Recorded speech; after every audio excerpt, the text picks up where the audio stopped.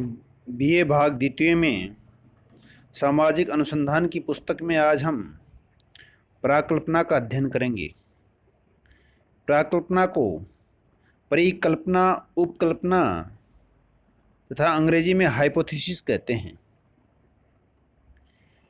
किसी भी अनुसंधान और सर्वेक्षण की समस्या के चुनाव के बाद अनुसंधानकर्ता समस्या के बारे में कार्य कारण संबंधों का पूर्वानुमान लगा लेता है या पूर्व चिंतन कर लेता है। यह पूर्व चिंतन या पूर्व अनुमान ही प्राकल्पना, परिकल्पना या उपकल्पना कहलाती हैं।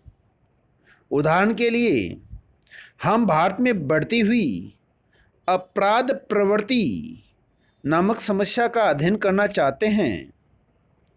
इस समस्या के कार्य कारण संबंधों के बारे में हम सामान्य ज्ञान एवं अनुभव के आधार पर यह अनुमान लगाते हैं कि निरंतरता ही बढ़ती हुई अपराध प्रवृत्ति के लिए प्रमुख कारण है।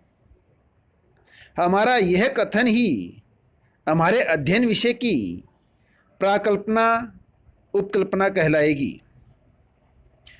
लुंडबर्ग लिखते हैं कि एक प्राकल्पना एक कामचलाऊ सामान्यीकरण है जिसकी सत्यता की परीक्षा अभी बाकी है।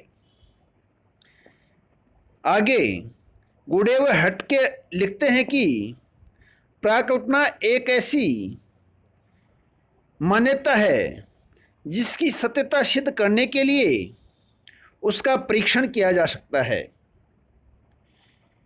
श्रीमती पीवी यंग के अनुसार एक कार्यवाहक विचार जो उपयोगी खोज का आधार बनता है कार्यवाहक प्राकल्पना माना जाता है। इसी क्रम में पीटर एच मन लिखते हैं कि प्राकल्पना एक कामचलाऊ अनुमान है।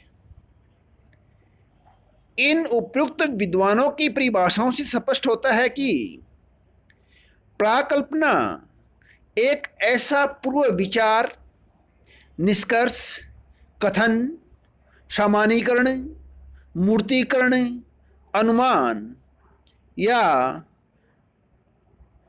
प्रस्तावना है जिसे अनुसंधानकर्ता अपनी शोध की समस्या हेतु निर्मित करता है और उसकी सत्यता की जांच करने के लिए आवश्यक सूचनाओं का संकलन करता है। एक प्राकल्पना विभिन्न चरणों के बीच संबंधों को स्थापित करती है। प्राकल्पना सामाजिक अनुसंधान और खोज को आधार प्रदान करती है। अब है अगला बिंदु प्राकल्पनाओं की विशेषताएं। इनकी प्रमुख विशेषताओं में जो प्रथम विशेषता है वह है स्पष्टता। उपकल्पना दो दृष्टि से स्पष्ट होनी चाहिए, एक भाषा की दृष्टि से तथा दूसरी अवधारणा की दृष्टि से। उपकल्पना में प्रयुक्त शब्द और उनके अर्थ तथा विचार स्पष्ट तथा भ्रम रहित होने चाहिए। जहाँ संभव हो विशिष्ट शब्दों की परिभाषा और व्याख्या भी दी जानी चाहिए। इसकी अगली विशेषता है प्रयोग सिद्धता। प्राकल्पनाओं में इस प्रकार की अवधारणाओं का उपयोग होना चाहिए जिसकी सत्यता की जांच वास्तविक तथ्यों के आधार पर की जा सके। प्राकल्पना में किसी नैतिकता अथवा आदर्श को प्रस्तुत करने का प्रयत्न नहीं करना चाहिए, अर्थात उसमें अच्छे और बुरे जैसे शब्दों का प्रयोग नहीं किया जाना चाहिए। इसकी तीसरी विशेषता है विशिष्टता। एक प्राकल्पना को अध्ययन विषय के किसी विशिष्ट पहलू से संबंधित होना चाहिए। सामान्य